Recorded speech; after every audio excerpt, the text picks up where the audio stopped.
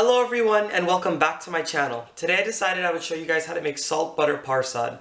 Now when I first made my regular parsad video, I told you guys that there was many variations on how to make it. You could use salted butter, you could use cream soda, you could use orange soda, so many different ways to make this one dish.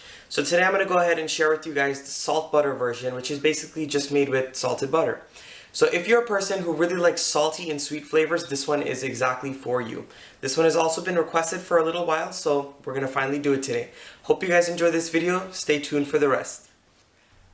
For my salt butter parsad, what I'm going to need is some all-purpose flour, some granulated sugar, some salted butter, and I have some whole milk as well as evaporated milk. And if you wanted, you could use a mix of the evaporated milk and whole milk like I am, or you could use one or the other. I also have some raisins and cherries off to the side here. So the first step in making parsad is to go ahead and get your milk mixture going. So what I'm going to do in my smaller pot that I have in the back, I'm going to go ahead and add in all of my evaporated milk.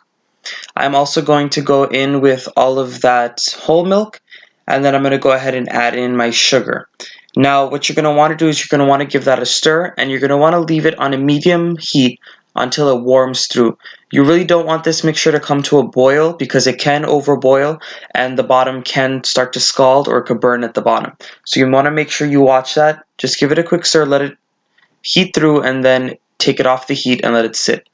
What I'm doing now is I'm adding in my butter into my pan. And as you guys can see, my pan was a little hot. You want to make sure that you don't have the pan too hot or else that butter can actually burn. At this point, I did lower the heat quite a bit.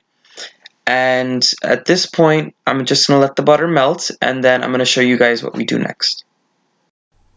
Once that milk mixture is nice and warm, what you're going to go ahead and do is cut off your heat and you're going to move it to the side.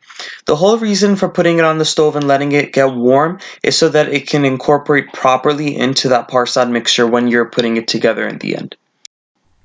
Once that butter is all melted, it's time to go ahead and start parching our flour. Now what parching does is it allows that raw flour taste to cook out, so this way you don't feel like you're eating raw flour when you're eating this parsad. So I added it into my melted butter and I have my heat on a medium heat. One thing you want to do is keep the heat regulated so this way this mixture doesn't burn. So I'm going to stir continuously for exactly 15 minutes. I find that my rule of thumb for making parsad is to always parch this mixture for 15 minutes. Once that 15 minutes is up, you could parch it further if you like it darker, but you could leave it for the 15 minutes and it will be enough. This is what your mixture should look like after about 15 minutes of parching. Now depending on your stove, the mixture might be a little lighter or a little darker in color, but after 15 minutes I guarantee you guys it will be done. At this point I'm going to go ahead and add in my cherries and my raisins, and I forgot to mention before, but these raisins were soaking in some warm water for about 20 to 30 minutes before I started cooking them. The reason for this is so that the raisins won't burst when you're making your parsad.